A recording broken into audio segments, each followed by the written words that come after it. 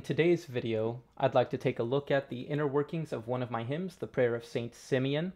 I specifically would like to focus on the words of the hymn, the music, and how they can support each other to create a work that is appropriate for liturgical use within the Orthodox Church. The first thing we need to do is research what is the subject of the hymn. Who is the saint? What is the feast? What is the hymn actually trying to say? And what better place to start than the person who said the words to this beautiful hymn, Saint Simeon, the God Receiver. Saint Simeon was a member of the Sanhedrin, a council of 70 Jewish scholars, and his job was to translate the book of Isaiah. Upon coming across the verse, "A virgin shall conceive and bear a child," he crossed out the word virgin, thinking it to be a mistake, and replaced it with the word woman. However, at that moment an angel appeared to him and told him that the word virgin was in fact correct, a clear reference to the Virgin Mary, and also told him that he would not die until he had seen this child.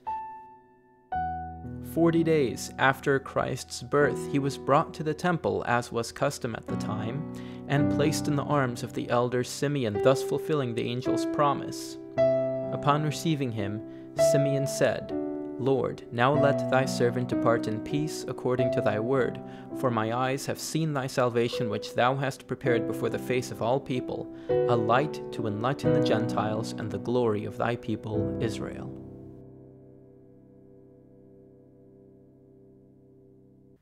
Now, this leads us to an analysis of the text of this prayer. This is one of my favorite things to do, actually, because you will quickly notice that all of the prayers in the Bible and the prayers that we say in our services are not just a collection of beautiful words. There's actually a construction to them and some deep thought behind that construction. In this specific case, I'd like to compare this hymn to a flower that is blossoming. Let me show you what I mean. If we take a look at the first line, "Lord, now let thy servant depart in peace according to thy word." The hymn could technically be done here, okay? It's like a closed flower, okay? But just as a flower begins to blossom and we start seeing a glimpse of its true beauty, the second line sheds a little more light upon the first. Why is he ready to die? "For my eyes have seen thy salvation, which thou hast prepared before the face of all people." Okay, so we're getting a few more grandiose themes right here. Salvation for all people. And then, just as a flower opens to reveal its true beauty, this hymn finally reaches its climax. "A light to enlighten the Gentiles and the glory of thy people Israel." This is a strong proclamation, a very poetic proclamation of faith and salvation, where initially we began with the theme of death. "Lord, now let thy servant depart in peace." Now we have reached an understanding of how we can approach death. This is the Orthodox teaching on death. We approach it with faith and with salvation. Now, before we delve into the music, let's listen to the piece in its entirety to give us some context.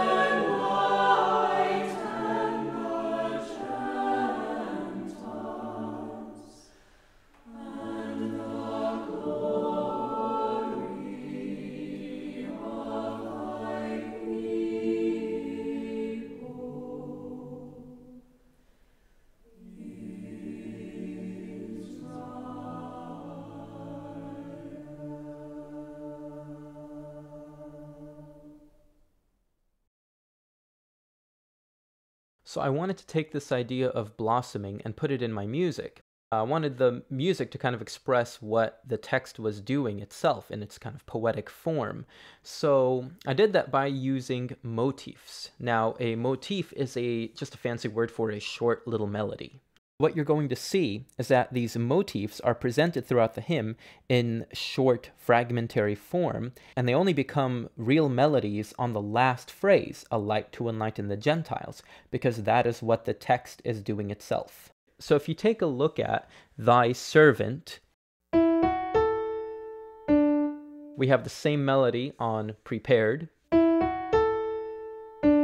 Now that's a distinct melody there because it is leaping down 5 notes. In musical terms, we would say leaping down a perfect fifth.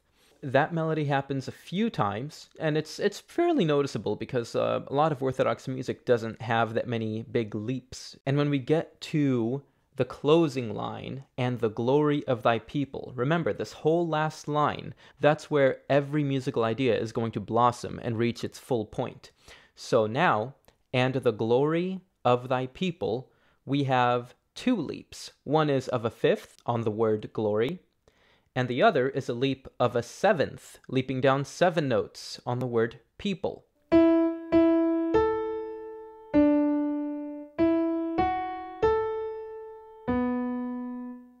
Another motif.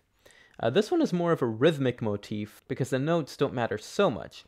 But if you take a look at the words seen thy, I have this little phrase hidden in the alto and tenor voices on the word people. And with all the parts together, it sounds like this. This builds to the phrase a light to enlighten the Gentiles. You'll see that the motif is repeated twice at this point. Another little motif that gets expanded. The altos at one point sing on the words, my eyes have seen.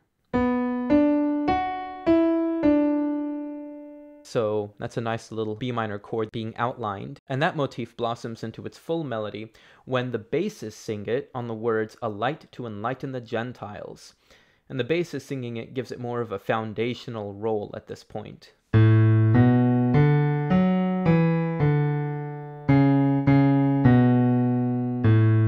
And one more little motif. The altos have this little phrase that I really love because it's an awkward little phrase, but quite singable, on the words, thy servant. This gets developed and expanded on the words, and the glory of thy people.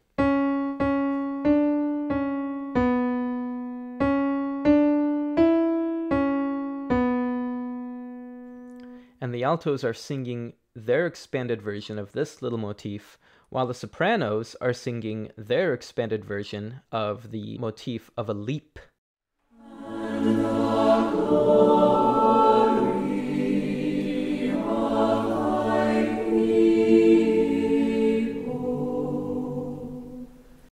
Now, there's a lot more we can say about writing hymns, but we'll save that for a later time. Thank you all for watching. If you want to see more content like this, then go ahead and join my Patreon at patreon.com/Nazo.